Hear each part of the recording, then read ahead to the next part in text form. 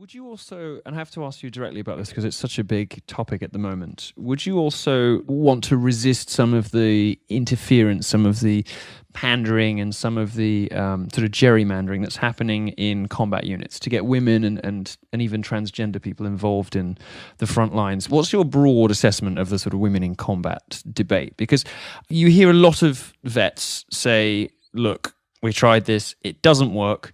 It destroys morale. Women aren't strong enough. They end up having to be protected. The men stop paying attention to what they're doing.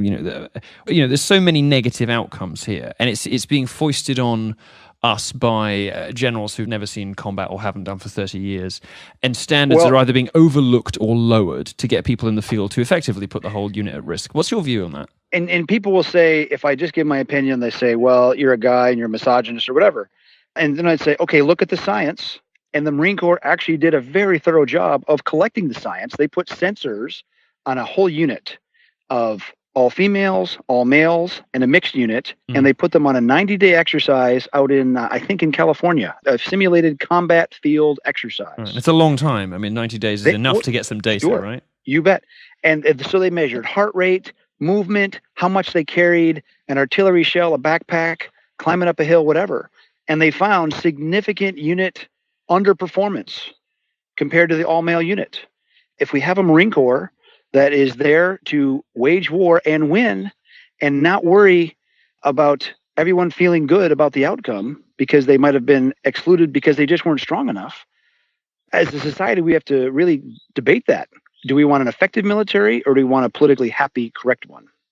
From my point of view, there's also a sort of moral and social question here. I mean, it strikes me, you may have a different view on this, but it just strikes me as intrinsically horrifying. What kind of society we have turned ourselves into, where we expect our women to, to go and fight on the front lines. We're sending a message that we think that women, that we ought to hold on a pedestal and provide for and protect and worship and love.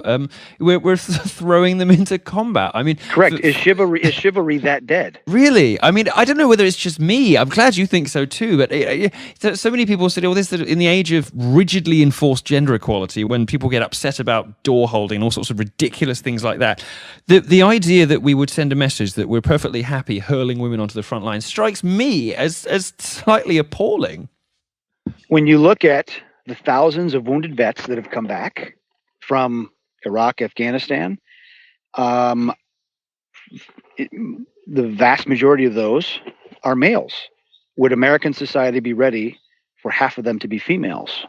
I don't think so. No, and of course, women suffer more. And this very false idea that wars are sterile, that it's a predator drone watching through a TV screen or watching the video clips on your evening news, it's not like that.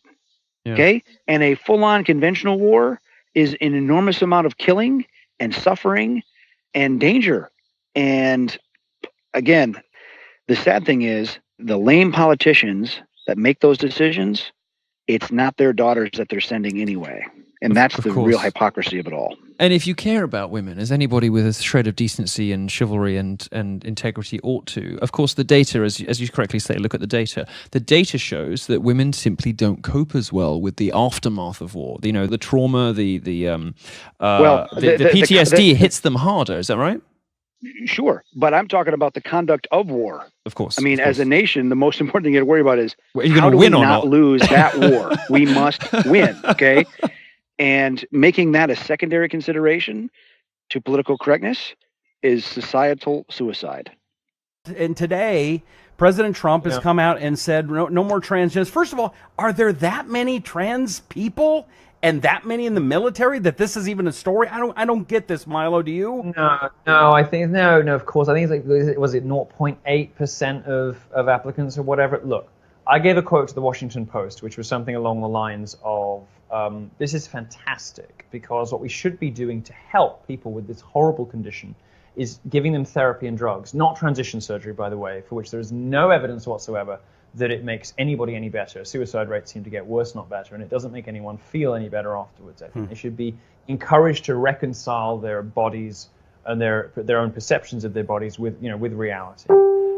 What we shouldn't be doing is hurling them onto the front lines where they're clearly going to represent a risk to their fellow soldiers. What I also added, by the way, was that this was although it was the most controversial tweet of the year and a brilliant bit of misdirection from whatever is going on in Washington that I don't care about because it's too boring. It's a brilliant bit. I know I honestly don't know. Who knows? Yeah. I want to go through my whole life never knowing what TPP is. I don't know. I don't want to know. I never want to find out. Okay. That's for other people. That's for other people. But I wanted to find something else to say about this, and it occurs to me that although this was the most controversial tweet of the year, probably, it was really only baby steps, because if Trump really wants to dedicate himself to the efficacy and fighting fitness of the armed forces, he needs to remove women too from frontline combat units, because all of the evidence shows that they are devastating both for performance and morale. So I said the tweet was delightful, but also only baby steps. Okay, I did later wonder whether I had thought whether I was getting this wrong, and whether in fact we could use them like whites, from Game of Thrones, those formerly human, terrifying creatures you could hurl at the enemy so the ammo gets used up, just as a sort of horrifying cannon fire. I mean, can you imagine it? I mean, that Gavin McInnes got fired for writing a column saying, "Aren't we all transphobic?" Of course we are. Yeah. Can you imagine? I'm sorry, because I know he used to be your friend, so I don't mean to offend you. Well, and I don't care if I do, but really, but can you imagine 5,000 Caitlyn Jenners charging at you on the battlefield? I'd be out. Honestly. Okay, so, but let me ask you this. Okay, you said they need doctors and they need to be talked to. Isn't that the same thing that people said about homosexuality not that long ago? Oh, God, I wouldn't have gays in the military either. Are you kidding me? Then again, if we took gays out of the military, the Navy would be screwed. I think there are gay people for whom it's funny. My security detail is all Navy SEALs, you see, so I love to wind them up about this. There are, I think, some really serious fundamental differences between sexual orientation and body identity disorders. On the one hand, somebody has a condition or a predisposition or a sexuality that means that they're attracted to people of the same sex. Mm-hmm. Okay, there's no reason to suppose that has anything in common, anything whatsoever, psychologically, to do with somebody who believes that they were born into the wrong body. They're completely different conditions, if you like. Okay. And yeah, people did used to say that being gay was a sort of disease and that it could be cured. Well, people have said that about all sorts of things. Sometimes they're right, sometimes they're wrong.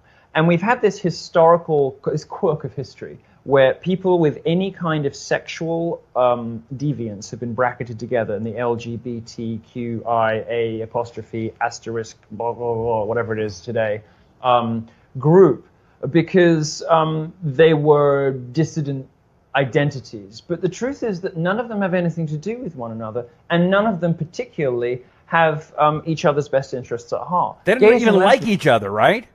Gays and lesbians hate each other. Are you kidding me? I mean, we let them in our bars because they drink so much. They keep I mean, we have figures to maintain, so we let the dykes in our bars to keep them solvent. But lesbians don't let us in their bars. They don't. They don't have men. They don't have men through. You think I'm kidding?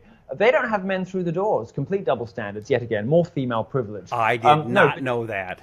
There's another thing I didn't know. It's true. You go to a lesbian bar and try and find a dude. You go to a gay bar, it's full of women. Anyway, the point is that this LGBT thing was it's a weird historical anachronism. It's like a skeuomorphic feature of activism from the past, from people when there were tiny groups of these little people who wanted to club together, seem like a larger group than they were for the purposes of lobbying for rights. Mm-hmm. Well, they have all the rights they need now, and the truth is now coming out that gays and lesbians don't like each other very much. Do you think that the gay and lesbian clubs in high schools, is that something that is important, or do you think that is more political correctness gone amok?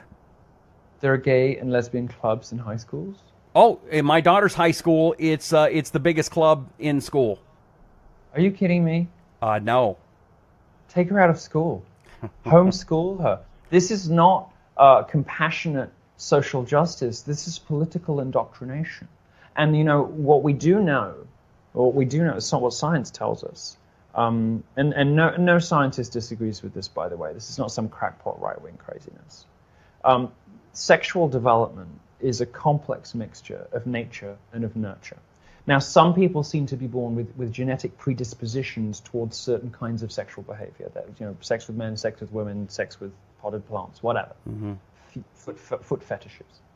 But in your environment, how you grow up and what you're surrounded by, and the messages that you're sent while you're growing up, play a significant role in how your sexuality chooses to express itself. And I'm speaking in slightly abstract language. Do you think? Okay, let me ask you about you, if you don't mind. Let me ask you about you. Do you think that your proclivity is because of being with a priest at a young age? Did something happen, or do you think you were just born that way? I don't think it was the priests. I think I just wanted to piss off my mom. No, I did. I had girlfriends at the time, and I distinctly look. I'm not saying that I'm a typical case for anyone. Okay, I think I was one of those people where it was like mostly nurture and a little bit nature. Okay. I don't for a second think that I'm typical of anyone in any respect. Okay. Okay. But at least acknowledge my existence and allow it, if you're listening to this, to suggest to you the possibility that it isn't as simple as the gay lobby has been telling you. The born this way philosophy was an invention of the 80s. It's not science, it's marketing. And the reason that gay people tell you they were born this way, and this is extended to the trans lobby too, is that in the 1980s and 1990s, the religious right was saying, love the sinner, hate the sin. What they were telling people to do is abstain from behavior that God abhors, repent for your lustful thoughts, and live a good life. Well, what gay people said in response was, no, I was born this way. It's what I am. The gay lobby came up with this clever idea, which is, what if we're like women or blacks, and we have no choice over what we are? And this gave rise to the search for the gay gene. Now, it turns out that there was some truth to it, okay, but it wasn't the whole truth. Mm-hmm. So you get Lady Gaga songs Born This Way, and you get some people are born gay, get over it, from gay charities. But it is at best a horrendous oversimplification of the facts. And I remember from my own experiences there certainly being an element of choice. Certainly being a point at which I could, if I had wanted to, had sex with more girls or more boys. Mm-hmm. Now, as it happens, I'm sort of stuck in a rut at this point, and I think if I went straight, it would probably finish my career. But I